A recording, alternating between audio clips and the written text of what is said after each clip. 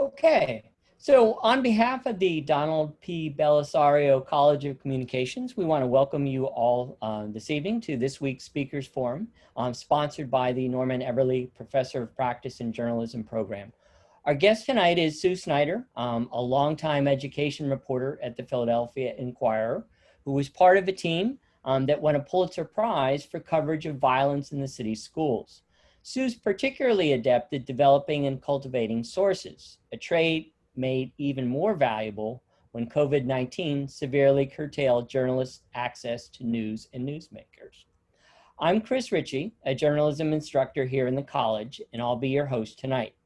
Our format is fairly simple. This is a Zoom webinar, meaning that you can see and hear us, but we cannot see and hear you. So no worries if you're already in your jammies. Sue will open with some prepared remarks, followed by some questions from me. Then we'll turn the forum over to you in the audience. So if you have questions, you can chat them to me or Q&A on the Zoom webinar. Either one will be fine. And I can relay the information to Sue. I've come to know Sue over the years as a very approachable individual. So be ready with plenty of questions. So without further delay, I'm honored to introduce Sue Snyder. Thank you so much, Chris. It's great to see you again after all these years, having worked with you a while back. And I really appreciate, yeah, quite a while back. And I wish it's nice to be able to talk to students, and I wish we were all in a room together, but I guess this is where we're at right now. So thanks for tuning in. Thanks for listening. And you know, I thought as we chatted a little while back, Chris, and I know one of the things you asked me was if I could talk a little bit about, you know, how I became a reporter, why I became a reporter. And you know, it's funny because for me, it went back to high school. You know, I like to write poetry, but you know, I was worried I couldn't make a living at that. You know, so I got onto my high school newspaper and found a way to use my writing. And not only that, but I really enjoyed playing sports, but I wasn't very good at sports. I was really bad at it. I tried, but I couldn't. So I became a sports writer. So I got to sort of fulfill both things. And I eventually became sports editor of the student newspaper where I went to school, which was William Allen High School in Allentown. And so, you know, I got a chance to sort of learn what it was all about. And I remember one of the stories I wrote was, I was struck by how the volleyball teams in our school just had really crummy uniforms and didn't get the proper equipment, while the football team got everything. And so I, you know, embarked on a story about that, and it was interesting. I was worried I was going to get in trouble. I'm kind of nervous. I didn't go interview the principal, but we got the story out, and you know, I can't say that anything changed, but you know, I learned that. Sort of, you know, that's how a lot of journalism happens, right? You see something, you think maybe that's not right. I got to question that. I got to ask questions about that. And maybe hopefully, you know, you ask the right question, you tell a story, and maybe something happens, maybe something changes. And I learned over time, you know, that could happen. And I should say also that the Morning Call, my hometown paper, I actually was a delivery girl. I delivered the paper I think I started when I was early on in my high school years. And it's funny. Early morning? Yes, early morning. And, you know, I used to walk the streets of Allentown with my papers, dropping them off in the dark, quiet mornings, you know, dreaming, you know, one day that I'd be a reporter. And my dad actually worked in the press room at the Morning Call. So, you know, I had a relationship with the paper. I mean, I grew up knowing newspapers and knowing that that's kind of what I wanted to do with my life. And so I went to Indiana University, Pennsylvania, got my journalism degree, and started my career in a little weekly paper in Cooperstown, New York. And because it was the only place I could get a job. I sent out a lot of resumes, and they were willing to hire me, and I wanted to start as soon as I got out of school. So I went to this little weekly and covered everything, you know, from school board meetings to village board meetings. I covered the Baseball Hall of Fame weekend because I lived across the street from the Hall of Fame. That was kind of fun. Yeah, I learned a lot about reporting. I stayed there a little over a year. Of course, I think my starting salary was like $10,400, and I had like porch furniture in my living room, and, you know, but I was happy. I was doing what I wanted to do. So, I worked at another small daily before I went to the Times Leader, which is, of course, where I met you, Chris. And I would say, you know, at the Times Leader, I had editors like Chris, you know, who really pushed us to ask the hard questions. I mean, I think it's kind of where, you know, I developed that talent of knowing, you know, of pushing, asking hard questions. I think I was involved in a couple series there, one that looked at nepotism in the government. I think my job was to look at nepotism in the schools. I think we wrote one on failing group homes. So I really kind of learned about that aspect of the business from the Times Leader. Before that, I mostly wrote, like, I really liked writing feature stories, but when I got to the Times Leader, they pushed us to really do the tough stories. But I also, at the Times Leader, one of the other things I learned about was how to, you know, write that in-depth narrative, really get to know someone that you're reporting on. I don't know if you remember Amber's story, Chris? Yes. Yeah. Yeah, so Amber was a little girl, I think she was 7 when I met her, and she had bone cancer. And her family decided to sort of make her battle against cancer public, because they had faith in God, and they talked about how their faith was getting them through this. They reached out to the community reached back. And so we thought this was so extraordinary that we decided to write a series of stories about Amber. And my assignment was to get to know Amber and really get to know her family, almost become like a part of it, a part of the family, so that I could really be there and, you know, tell her story. And so that's where I learned how to do that. And I think I did things like babysit for her. I just spent so much time there that the family just came to look at me like I was almost, you know, part of them. I even went to the hospital on the day she had to have an operation and sat with her mom and dad, you know, while she was getting operated on. And at the end, you know, Amber did die, which was very difficult, because I really had, you know, grown to care for her and the family. And I remember my editor, you know, called me up that day and said, "You've got to go to Amber's house and tell a story about how, what happened to Amber." And I was like, how am I going to do that? You know, how am I going to possibly be a reporter at this moment, you know? But sure enough, I went there and I knocked on the door, and the family, of course, wanted me there. They said, "You were here at the beginning. We want you here now to tell, you know, Amber's final story." And I didn't even take a notebook in with me. And the family gave me paper because they wanted to write on. They wanted me to tell their daughter's story. So I went back to the newsroom after the interview, and I couldn't even be in the newsroom. I had to go to a little kind of side room where I could write the story, because it was so emotional, you know, to actually write that, which, you know, it's a different kind of experience, because normally you try not to get involved, but in a story like that, where you're telling a story about a little girl in a battle against cancer, you know, there was no way, you know, to avoid that. But I learned a lot of lessons from that story, which I used many times in the years to come when I had to do, you know, in-depth pieces like that, narrative pieces. And so after I left the Times Leader, I worked at the Morning Call. I actually went back to my hometown paper, got hired there, and achieved my dream of working for my hometown paper. And not only that, but I got to cover the school district that I attended. So I got to write stories that, you know, were able to highlight issues and problems within the district. And maybe I couldn't do anything about that volleyball team all those years ago, but I finally was able to, you know, write stories that, you know, can make a difference. So I came to I'm sorry, go ahead, Chris. What would you like to go back to your hometown? And because for me, Wilkes-Barre was my hometown, and I had been at several places when I went back there. But tell us a little bit, what was it like to do journalism in the town you grew up in after you've been away? Yeah, you know, it was funny because some of my sources ended up being teachers that I had as a student, you know, because some of them were still there. I was younger in those days. And that was kind of interesting to have that dynamic occur. But it was also an advantage, because I knew people, you know. I already had relationships, and, you know, being a reporter is all about, I think, developing relationships and developing trust. And I already had some of that because I had been a student in the district.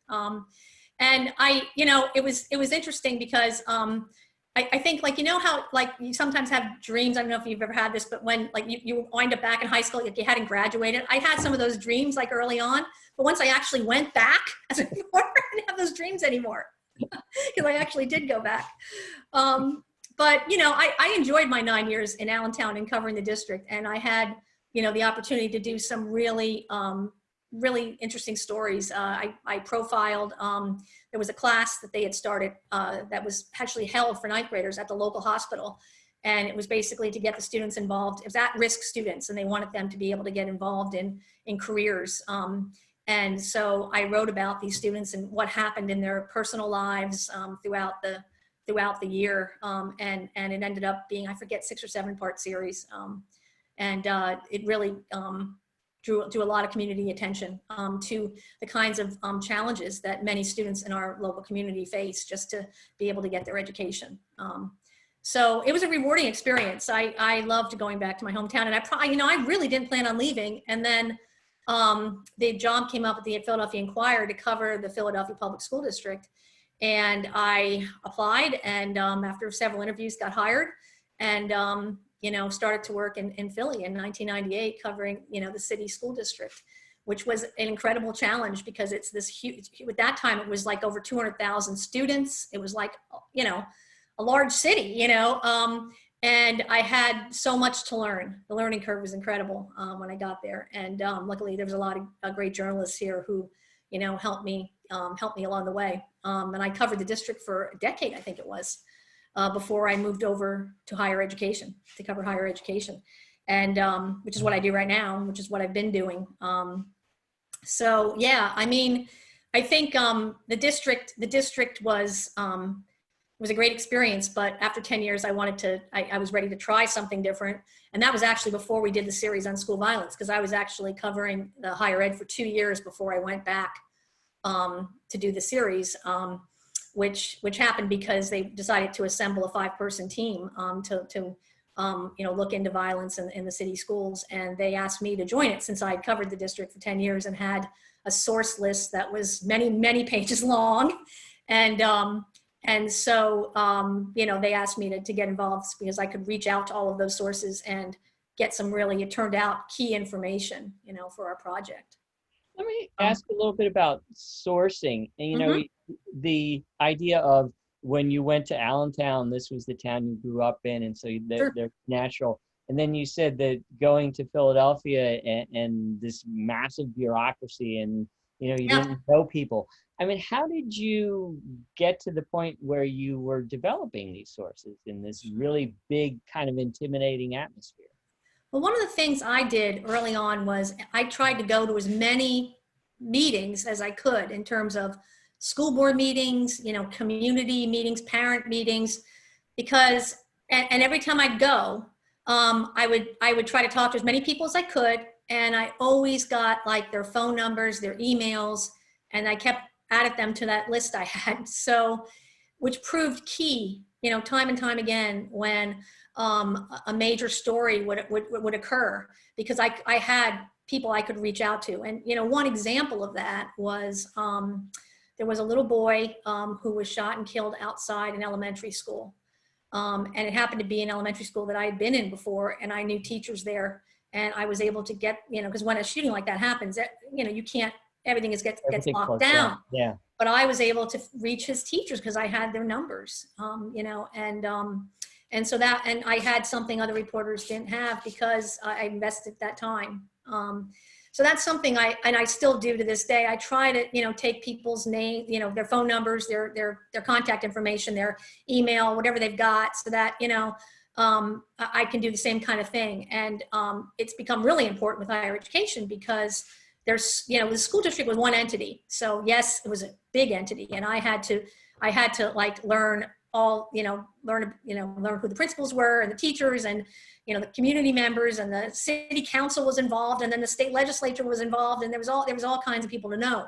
But with the universities, I mean, each one of these universities are kind of like their own world, you know, so to develop sources within each one of them, you know, I'm still doing it, you know, even after all these years, still trying to do that. Yeah. So would you tell our audience then what colleges and universities do you cover regularly? Sure. Okay. What is sort of your beat in that regard? Mm-hmm. Yeah, so I mean, there are dozens, universities throughout our region. I mean, we have an 8-county region that we cover. Like 3 counties over in New Jersey, and then Philadelphia, and then Bucks, Chester, Delaware, and Montgomery. The surrounding counties in Philly. So when you think about all the schools that are in there, just alone, I mean, in the city of Philadelphia, you're talking about Penn. I spent a lot of time covering Penn, Temple, Drexel, St. Joe's, LaSalle. And then you go out, and certainly some of the other ones too, I've done stories on, like Chestnut Hill and Holy Family. But then you go out to, the main line, and you've got, you've got Haverford, you've got Bryn Mawr, you've got Swarthmore, Villanova. I've written a lot of stories about Villanova. So, and then you go over the river to Jersey, where you're like, okay, so you've got, Rutgers, you've got Rowan. I go out I've been to Princeton. I've covered many stories at Princeton. Most recently, how they removed Woodrow Wilson's name from their public policy school. And Penn State, I cover Penn State.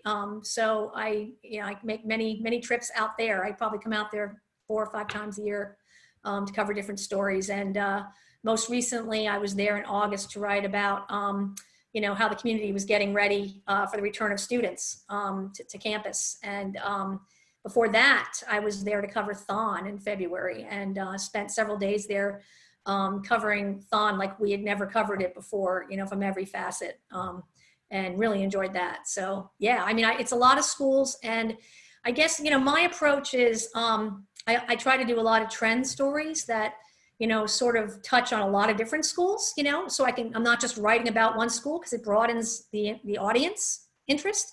Mm-hmm. So for an example of that is I did a story about how universities were testing students for COVID, because the schools had so many different approaches, as you probably know. I mean, some schools tested every student before they returned. Some tested a certain number of students. Some are testing students every week or multiple times a week. So I did a piece kind of looking at all the different approaches and how that was working. So yeah, I mean, so I try to do stories like that. I really like classroom-based stories a lot, which has become a lot more challenging, with COVID. So we're not in a classroom. That's right. But, one of the stories I did a few weeks ago was about a LaSalle University professor, microbiology professor, and lab professors really have it tough, right? Because it's hard to get into the lab, right? Yeah. So anyway, he actually decided to teach his students how to brew beer. I got to tune into one of the classes where the students were kind of opening up their concoctions and tasting them and trying to figure out how they tasted, how they did in the beer brewing. So that was a fun kind of light story to cover, a little bit of levity, which is always nice, right? So yeah, it was, I really like getting into the classroom, and I look forward to the day when I can actually go back in person and do more stories. I also have to cover the tougher stories, the controversial stories, the difficult stories.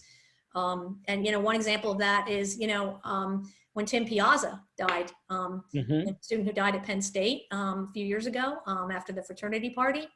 We heard about that, and I knew some of the local media had written about it. And it turned out that I was able to get an interview with Tim's parents. I believe I had the first real in-depth sit-down interview with his parents this was before any kind of charges were filed. And met them in New Jersey at a restaurant, talking to them about what it was like, what they were going through, wrote a story about that, which then I ended up writing dozens and dozens of stories, not just about that, but about how many universities around the country were looking at fraternities and the Greek system and trying to drive change, make improvements. So things like that, won't happen again. And how did you make that connection with Tim's parents? I'm kind of following up. One of our students was asking a little bit about repeating the idea of how you were able to get what other journalists didn't have. That you had mentioned about the school shooting, but sure. how did you connect then with Tim's parents? Okay, so so the lawyer, their lawyer, is from Philadelphia. He's actually a member of the board of trustees at Drexel, and I interviewed him before, and I reached out, and he knows me. He knows my work, so he knows the kind of journalist I am. And so I've written several stories in the past where involving his clients. And so I asked if I could get the interview with Tim's parents, and I reached out to Tim's parents too, and then I got the interview. So again, it's about, because I happen to know somebody, and that individual knew my work, and and so I was able to get the interview. Great. Okay. Thank you. Yeah, sure. Yeah, so I think the stories that I would say that I most enjoy telling are the ones like Amber's story, where I can spend a period of time, because I feel like that's, when you just parachute in for, a day or a couple hours, you get sort of this one picture, but if you can follow people over a period of time, I think, you get many other details, and they sort of really, come to life. And I think, one of the stories I would talk about is a story I did a couple years ago about about a student at Temple University, and he became Temple's first Rhodes Scholar. And when Temple announced that this happened, I went to interview him. And when I met Hazim, he told me his story about how he nearly failed out of high school, which is something like Rhodes, like a lot in the past, like a lot of Rhodes scholars had usually have, that's not part of their story, right? They've been high achievers all the way through, and a lot of them, right? Not all of them, but a lot of them. And so Hazim grew up in North Philadelphia, in Temple's North Philadelphia neighborhood. And so I told his story that day, wrote the breaking news story for that day, but I knew that I needed to do more, that I wanted to, Hazim had gone to the Philadelphia public schools, so I know some of the challenges that he faced because I covered the district. So I reached out to him. I said I wanted to tell his story in an in-depth way, and he agreed to it. So I interviewed him probably 6, 7 times. I met with him, and spent a whole day at Temple interviewing his professors, talked to his family, talked to people with the Rhodes that run the Rhodes Scholars Fund, and how the whole system works. And so I also went to Hazim with into his neighborhood. I wanted to see where he grew up. He grew up in a housing project in North Philadelphia, and part of his life. And so he had lost a lot of his, not a lot, but a number of his friends to violence, so he had experienced that and seen that.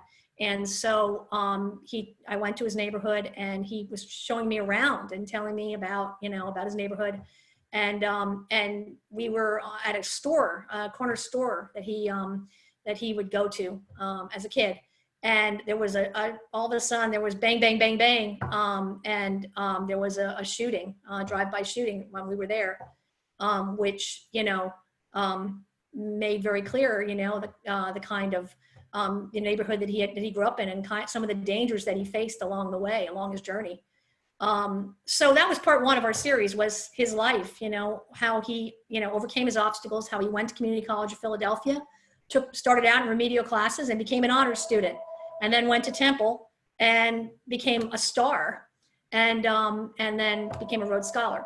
And then but I knew the story wasn't done there. I knew that I wanted to go to Oxford and write about what it was like for him over there. So I spent a week with him in Oxford then, and wrote about his educational journey at Oxford. So I would say that's, again, when I think about the stories I've done in my life, I really look back on that very, very fondly. It was a great experience, and I'll always be grateful to Hazim for allowing me to tell his story, because that's a privilege. That's a privilege. That was a privilege that he gave. Yeah, I mean, these are people that they don't have to talk to you as a reporter. That's correct. How do you get them to agree to that? I mean, how do you get them to overcome that hesitancy, or what?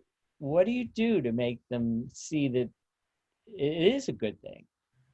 Yeah, I mean, in general, I think, I try to, I try to build a sense of, I think the thing that's most important is that I will take the time. Like I spend time with them. I listen to them. And I basically just try to, um, uh, tell them that, like, I really want to tell your story. I show them that, it's not just a job to me, that, I really care about this. I care about this, and I really want it. I think that's part of it. I think it's spending the time and showing you care. And then I think over time, if it's somebody that you're turning to again and again for information, I think one of the other things that helps is if you are, if you are consistently accurate, not just with, this fact and this fact, but also in the tone of your stories and the way you tell your stories. I think that helps. That helps people want to tell their story to you. With these kinds of folks that you spend so much time with, has there ever been times that you thought like you were getting too close to them, or they forgot that you were a reporter, or yeah, that?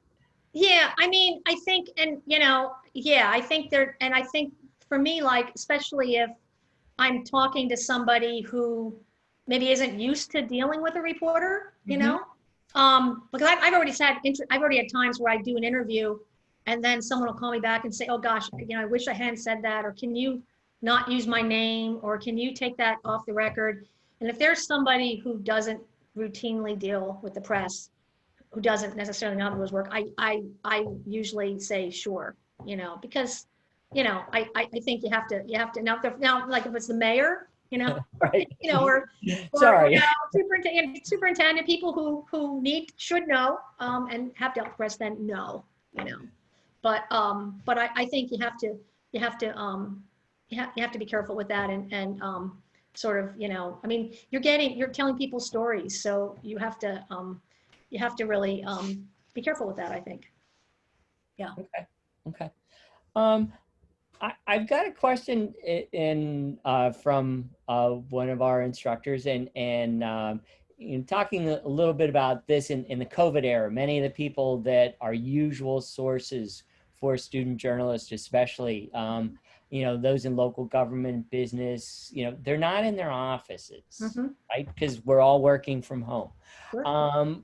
The question is, what suggestions do you have for students who are working on deadline and don't have a Rolodex like you've developed? How do you find these people when they're not in their offices? Well, that's a great question. And I just had a situation the other day where I was trying to reach people that I don't normally reach. I was trying to reach people within county health departments in our area, because I wanted to ask them about COVID cases on campuses. So what I did was I went, and it took me a little while. I went to like the page for like the county health department, and I then looked for like someone who's a media relations or public relations person, and then I looked for their email and I emailed them. Some of them had phone contacts, but you're right, they're not in the office, and not all of them have their cells. So I basically try to search for an email address, and then email the person, and that oftentimes that'll get a response. We also have something called LexisNexis, which we can go into and get, we can get home phone numbers for people that we're looking for and stuff, but I'm sure students may not have access to that. So I would say, probably email, Twitter. I mean, a lot of people like, use Twitter to contact. Facebook. I know a lot of reporters find people via Facebook. LinkedIn. LinkedIn is another place. So these are all, all places you could look to try to find the person you're trying to get. Okay. Thanks. Yeah. All right. Sure. Should I do you want me to keep going, or do you want to, do you want to ask? Let me throw this one at you. You talked a little bit about why you became a reporter. Sure. What keeps you a reporter? You know, it's funny. The newspaper business has gone through quite a lot, right? I mean, there's been layoffs, buyouts. In fact, just last week, they announced at our place that they were going to sell our presses, that we're going to contract out, for the printing of our paper. And they're going to be laying off like 500 employees who, print our paper and work in the mailroom and everything. So, the business has been through, a lot. And there's been times I've thought of leaving, but I gotta say, I love my job so much that I've never grown tired of it. I also never tried to be an editor, right? Either. Sorry, Right? Chris. Nothing. I just, I just, I understand that too. I just, I guess I love being out on assignment. I love interviewing people. I love the process of writing a story, creating a story. I mean, maybe someday I'll get tired of it. I don't know. I'm kind of running out of time here, but I do. I have to say that it's just. I think it's a really rewarding job. And I just had a situation the other day where I was talking to somebody at Haverford, and I did a story at Haverford a little while back when they wanted to get a polling place on campus because students, it was hard for them to get offsite, and the students there really want to vote. And they were doing battle with the local government, and the local government wasn't budging. So I wrote a story about it, and they got their polling place. And the professor was saying, "Wow, that was really amazing. That happened. He said, I learned what the power of the press is. How the press can write a story and drive change. And that's something that's really rewarding and exciting." So I guess I just haven't grown tired of it. That's the that idea of change. You went back and I read some of the Pulitzer series, and in awarding that, the judges cited the series and its ability to, quote, stir reforms to improve safety for teachers and students. Can we talk a little bit about this idea of driving change, and what were some of the things that came about of that series? I mean, this was, for the folks not familiar with it, is that there was a team, there were 5, correct, that worked on it and spent about a year reporting this story, and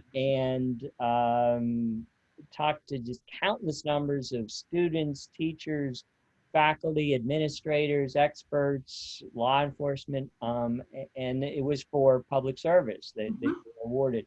So what was it like to see these changes, and what was that all about? How did that feel? Yeah, I mean, it's interesting because the day that we won, I got an email from the spokesperson for the Philadelphia School District, and obviously the series raised a lot of problems and issues with the district, right?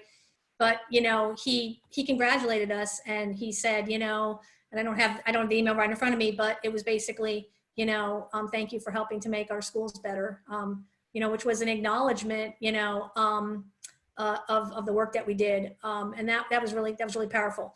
And I know, afterwards, they now have they have a safe schools advocate, someone who could advocate for victims in the district of violence. They really looked more at prevention, how to prevent violence. They really put an emphasis on that. They basically, I think it was they developed a committee to look into ways to make improvements. They looked at training for police officers. I think what it did was it put the problem, sort of on the radar, for the city, for the district, and I think it sort of mobilized the intent to try to make change and try to do better. And I think over time, I think there's been a lot of effort and put into prevention and helping students on the front end, before that occurs, before we get to the problem of violence. Certainly our schools are still under-resourced, and they don't have what they need, and it's unfair. But it felt good to be able to do that, to highlight that problem, and have that acknowledged. And, it was, when just going back to sourcing for a moment, there's something else I wanted to mention about that. So the lead of the series, of the first day of the series, was about a young student who was taking a test in a class at one of the high schools. And a group of students had come into the school and walked the halls for a period of time, and then went into the classroom and attacked her while she was taking her test. And so we wrote about that, and we knew that there was a video, that showed these students walking the halls, and we knew that it existed. And so our editors really wanted us to get it. We were trying, all the reporters on the project were trying, and, we went to all the people that you normally we could think of to go to, the police, the school district, everybody we could think of, and we couldn't get it. And for months, essentially, we couldn't get it. And then at the very end, they kept saying, you've got to push, you got to get this, you have to. So I basically sort of just thought about, okay, so I went back to every person I had talked to about it, and I said, okay, you don't have it. Let's talk about all the other people that might have it, like let's brainstorm with me, and so I came up with, a list of all of these other potential ways we could get this. And sure enough, I don't remember how many calls it took, but I found someone who had it and said, come on over, I'll give it to you. And it was a moment I'll never forget. Because I think that really helped to visualize what we were talking about, in our series. Can I ask you about that young lady? It was Tashada Herring, right? Mm-hmm. Okay. Yeah. And your team had spent a year researching and all Mm-hmm. these interviews. How did you decide that her scenario was the best way to start this series? I think I knew it the moment when I interviewed her, right? So I think I knew that the minute I talked to her and she told me what happened to her. And as I talked to the other members of the team, it became so clear that was a student in the Philadelphia school district trying to take a test in a classroom, would not be safe from violence, that people could come in and walk the halls and there was nothing there to stop them, and they could go in and attack her. And what she just did, for us, that was, we just felt, and she also agreed to the interview and participate, and her mom did too. And so, I think that all, we had that all helped us decide that was the right thing to do. So when you do these kinds of stories, and you sort of, many times we like to use an anecdotal lead. I mean, how do you figure out, do you have the right anecdote to start the story? What do you look at? What meets the test for you? I think you're looking from my perspective, I think you're looking for an anecdote that is very visual, that will help that your reader can really see what you're talking about. And that illustrates the point, the main point that you're trying to make with your story. That's kind of how I think about it. And crafting one of these and getting it right can take a long time. In fact, and we had three writers. We had three writers trying to write that, and then an editor. I think we went through 30 versions, maybe more. I mean, we were all ready to pull our hair out, because trying to get that just right, and so that's the process, though, and at the end of the day, we still kid about it. We still joke about how we'd all go back there and change that one word or that one sentence, or because we all had a different view of it. So yeah, that's kind of how I look at it. Okay. A question that we had from someone in the audience wanted to get a sense, talking a little bit about how in the past 4 years the president has repeatedly called the press an enemy of the people. From a very personal standpoint, and the things that you cover, have you sensed any kind of shift in the past 4 years in the viewpoint of how people regard you and your work? And yeah, That's a great question. That's a great question. And I think probably, I'm probably not the best reporter to answer it, only because I cover universities, right? So the people that I'm interviewing, tend to be, like more receptive, and appreciative of the press. I do think if you talk to some of our, political reporters, or some other reporters, I think that they would say yes, they've felt some of that. It's painful, it's painful to hear that and to know about that. But I think you just have to keep on doing your job, and hope that people will see you for who you really are. Right, right. So well before that, you had talked with me earlier and mentioned about some of the pushback when you were covering the Sandusky hearings and the controversy here at Penn State. And for those who, I guess it's hard to believe we should mention the history of this, but it is now quite a few years. So many of today's students, this is ancient history to them. But was an assistant football coach and was convicted of multiple counts of molestation with young children. And so when this was going on, you said that you had really gotten a lot of pushback from people who. How did you deal with that, and what advice do you have for reporters when they encounter that from because of what they cover? Yeah, I mean, when you're covering a controversial story like that, you're going to have people who have very strong views, and many of them are not gonna like the way that you present the material. And I think at the end of the day, you have to remember, you need to do your job. And I had to come to terms with the fact that, and not just in that particular case, but over time, there were times when, like, I had people who would talk to me, and then after I did a certain story, which I felt that I had to do, they were unhappy, and sometimes I could recover the relationship, but sometimes I couldn't. I could not.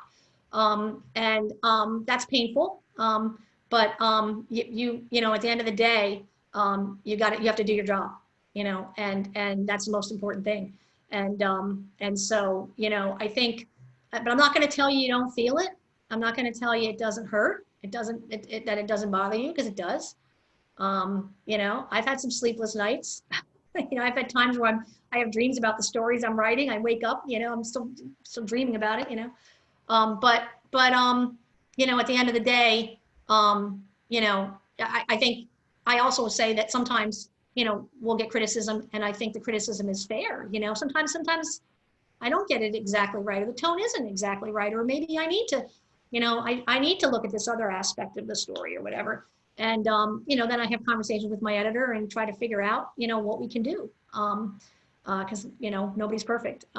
So that's what I would say about that. Okay, thanks. Yeah, sure. Okay. We're getting questions from people, so we certainly encourage you to keep those coming, and if there are things that you really wanted Sue to address. One thing that I had on my list, and this is sort of some advice for today's journalists as they are starting to go out into the field, is, we kind of hinted at the changes in the industry, and you talked about, and especially as you got to the Inquirer, you were in newsrooms where there were whole legions of people who were editors, who were pushing and trying to develop you and make you better, and make your stories better. And in some of the cutbacks, I mean, those are some of the folks who no longer exist in these newsrooms. So what advice would you have for people who are going to enter this field and are serious about improving their skills, when there isn't necessarily that formal structure or even formal training that might have existed, 5-10 years ago? How can they push themselves to get better? What would you Sure. say? So you're talking about if they're working in smaller newsrooms where there's not as many editors, there's not as much time. Because I know what you're talking Right. about. We don't, there's less and less time for, for that kind of work. Because yeah, I know exactly what you mean. I mean, I think one of the things that they can do is read. Read work. Read writers that you admire. I mean, I think that's certainly helpful. And I think maybe you have to be a little bit more intentional about seeking out help from an editor. And I'll tell you, when I want advice on something, or I need to talk something through, I Slack my editor and say, "Do you have a couple minutes?" And he'll be like, "Well, I've got this and this and this, but I guess I can give you 5 minutes." And I'm like, "Okay, I'll take it." I'm not shy about asking for it when I need it. So, and if you need help or you want guidance, you should reach out and ask. And if you're at a smaller newspaper where you feel like there's not enough resources, reach out to somebody at a larger newspaper. Develop a relationship with somebody that you admire. It can't hurt to reach out and try. That might be helpful. Okay. Yeah. Good. All right. Yeah. Another thing that we had talked about earlier was this idea about how difficult it's becoming to kind of get to the real people for interviews. And, Sure. You deal with officials and they just want to issue statements and they don't really want to answer questions. Yeah. What suggestions do you have for people to break through that barrier and get people to actually answer questions and not just issue statements? Yeah. I mean, and that's very true. Sometimes I do have, there are people who just want to answer questions by email, and I'll follow up and I'll say, look, I need to have a conversation about this. I need to get somebody on the phone, I really need to talk to somebody.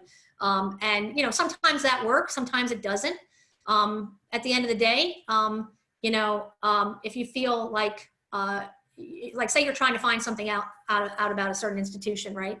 I mean, one of the things I try to do is I try to get to know people that are not necessarily the officials, right? That are teachers, faculty members, maybe mid-level administrators, school board members, people that that I can go to and say that are on the ground, and kind of know the real deal, know what's going on. And I'll call them up and say, hey, look, I'm trying to do a story about this. What do you know about it? What can you help me out with this? Can you tell me what's going on?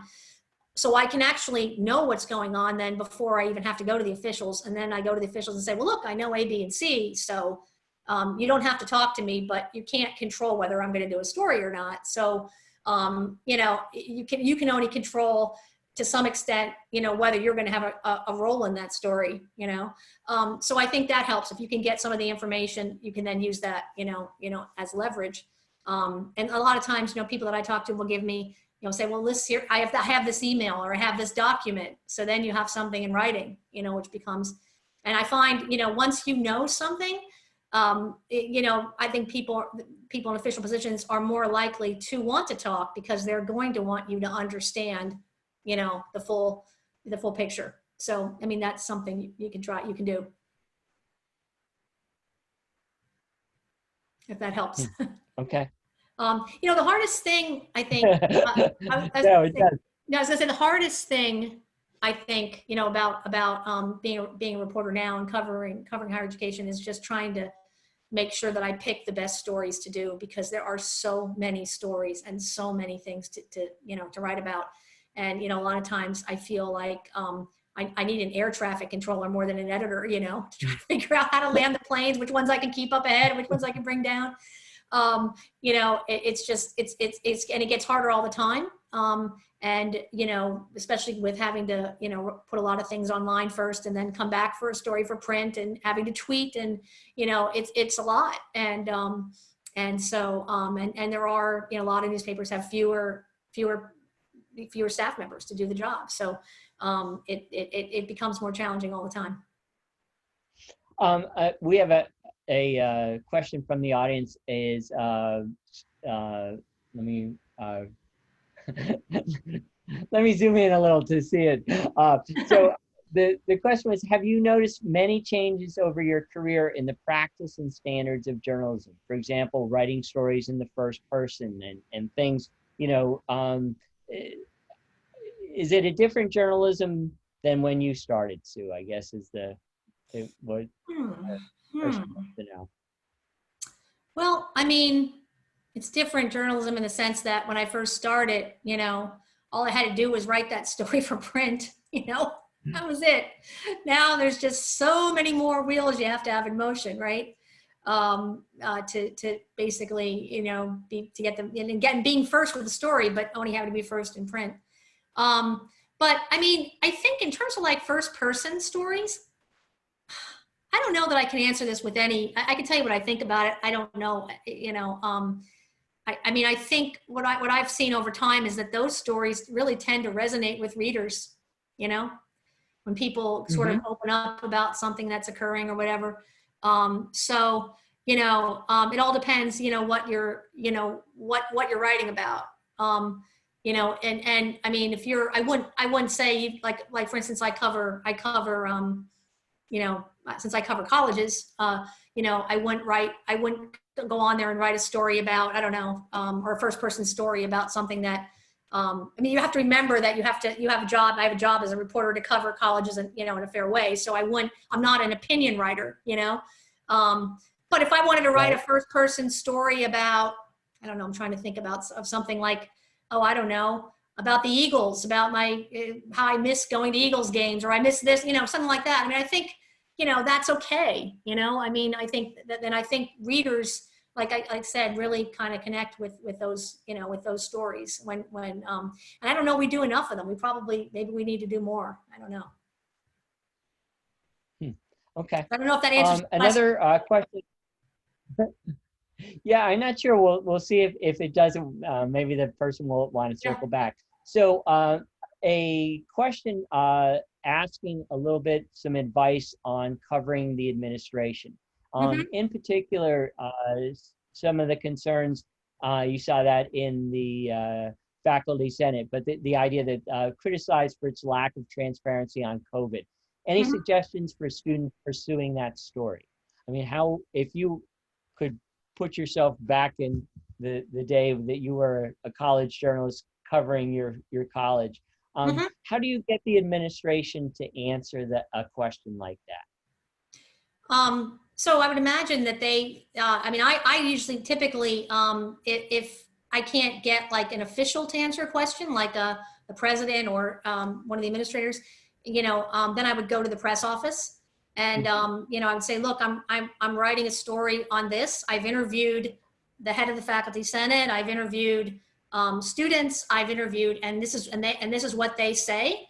And I wanted to hear what your response to that is. I mean, I think, again, I think if you go to them with, here's the story, I'm working on this story, and here's what people are telling me. Yes. Yes. Yes. Yes. Yeah. And the better, the more reporting you have, the more facts that you have in hand, the better chance you have of getting them to respond. Because I think, again, if they know you're doing a story and you have this information, I would think that they would want to respond to that.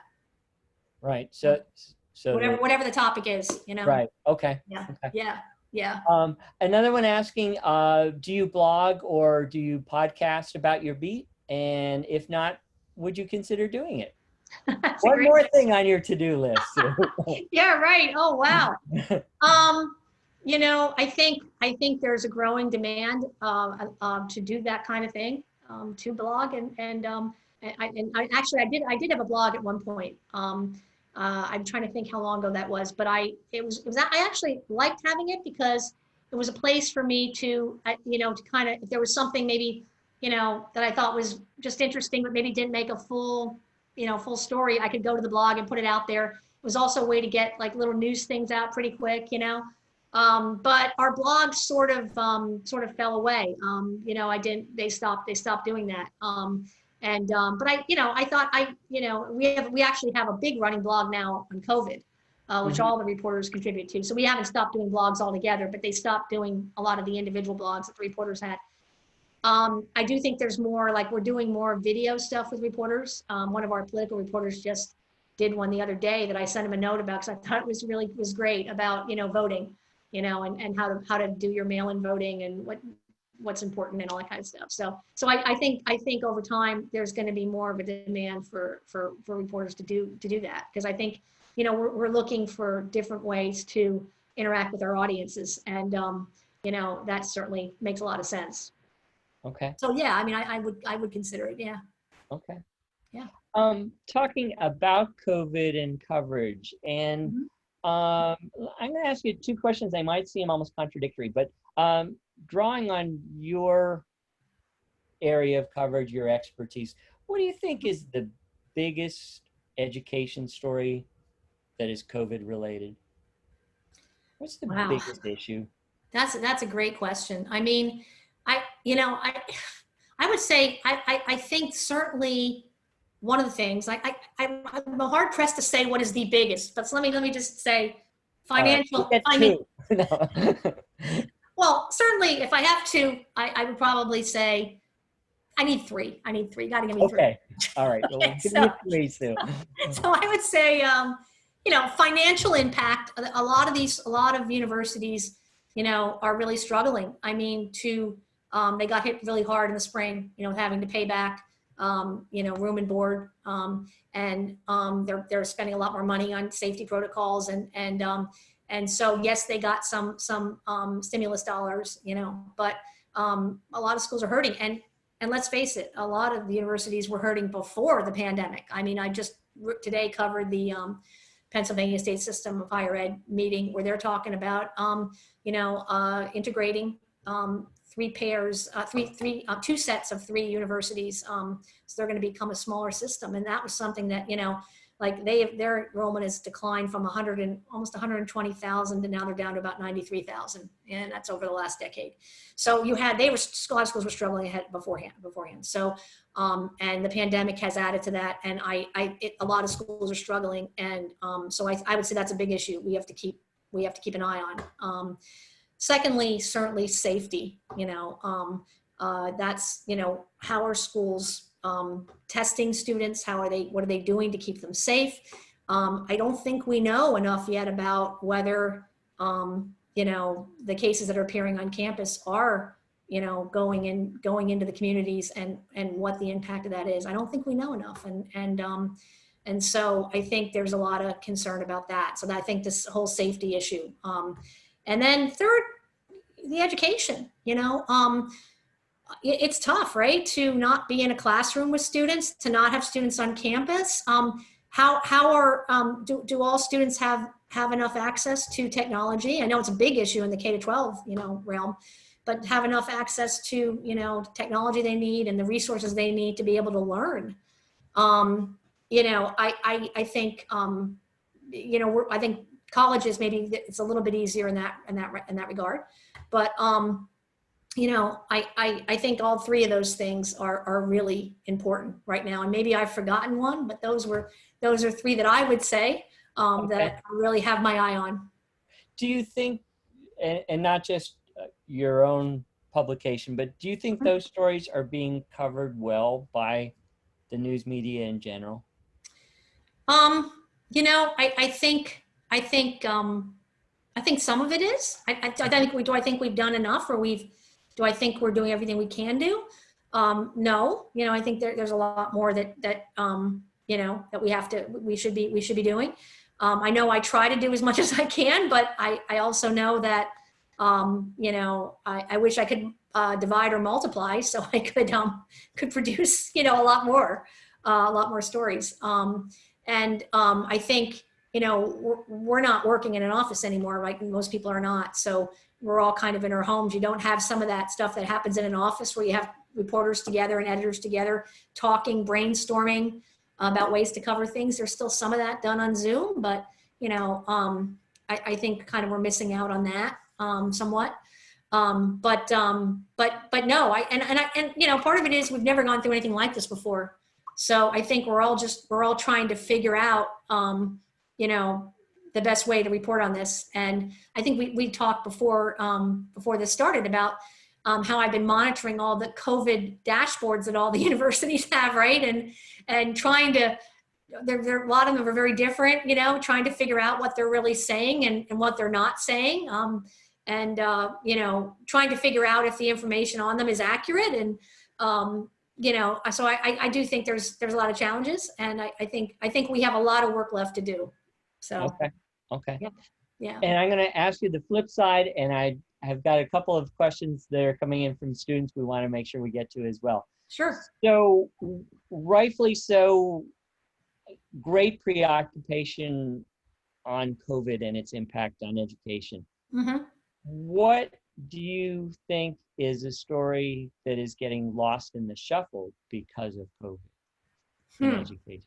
Is there anything that you would... Well, I mean, do you think you're talking about, are there other things are not COVID related at all that we're not covering now? Okay. Yes. Well, yes, absolutely. There's a lot of things. I mean, I think, you know, when those new Title IX regulations came out, you know, and how they were impacting universities, that was something I said, I got to write about that. But every day it's like, I was COVID, you know, impact of COVID, you know, if COVID wasn't going on, I'm sure I would have written a comprehensive story about that when that came out, right?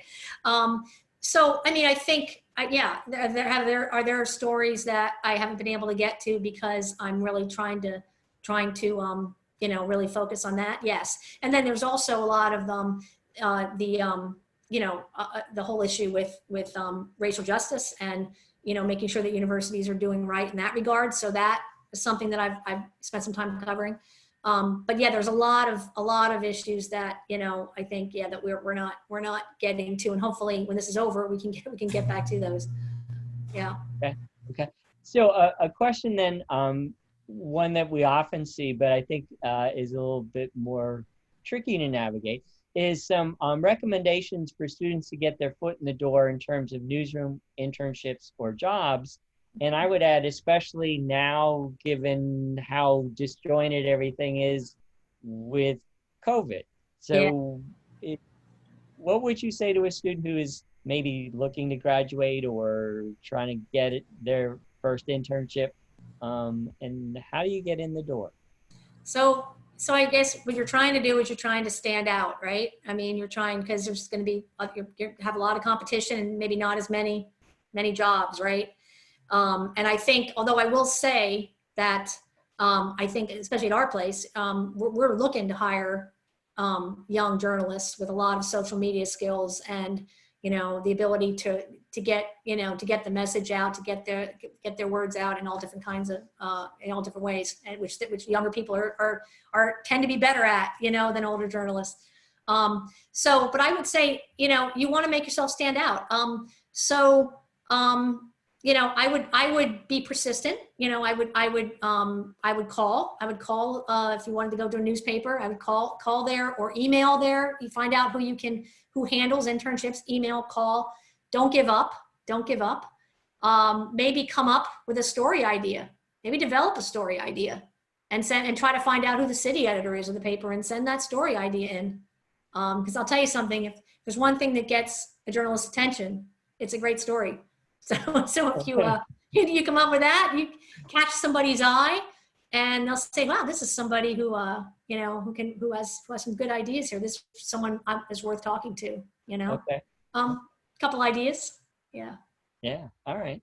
Yeah. What else that we're coming up on the hour mark? So anyone else in the audience who particularly had a question or anything that you really wanted to have Sue try to address? So I'm kind of looking at the chat, looking at the Q&A and saying, okay. All right. So Sue, what would you want to leave students with, our audience with? We'll kind of let you maybe sum up, and if we get one last minute question, we'll try to sneak it in. So sure. So I think, you know, what I would say is this is, you know, obviously a really difficult time, you know, that we're living through right now, right? And, you know, journalism has a lot of challenges. I mean, it's the industry itself, but it is a very rewarding career. you have an opportunity to, change lives, make a difference. And it's something, it's a job that's worth doing. And I would say, if you want this, do not give up on your dream, because your dream can come true. Great. Okay. Thanks. We have one last very, very personal question here. A student says, or an individual says, I was born and raised on Chestnut Street in Cooperstown, New York. Did you work for the Cooperstown Crier or the Freeman's Journal? The Freeman's Journal. Okay. That. Somebody who knows the Freeman's Journal. That's fantastic. Yeah, that's great. Yeah, it was a great experience. It was really cool. Yeah, that's funny. How about that? Yeah, I had started at a weekly newspaper myself, and sometimes I think it was some of the most fun I ever had in journalism. And if it could have ever paid the bills, I might even still be there. But yeah, yeah, absolutely. A lot of fun. Yeah, great. All right. Well, listen, I want to thank you so much for spending time with us. And I've got. Let me see. Okay. Thank you for spending time with us. It was great to see you again, to hear from you, and hopefully people in the audience enjoyed it as well. And I'm not sure that we can Zoom by putting our hands together, but I would. And so thanks a lot. Thank you. So we'll turn it over to you to wrap us up here if there's anything special we need to do. Hi, everybody. No, that's it. Thank you all for coming. Thank you so much, Susan. That was great. Thank you for having me. Yeah, it was our pleasure. And there's another talk next week and a couple of more later in the semester. So, Susan, you're welcome to drop in and watch. And I hope everyone else will stop back. Thanks. All right. Thank you all. Have a good night. Thanks. All right. Thanks, Chris. Okay. Thanks. Bye. Thanks. Bye-bye.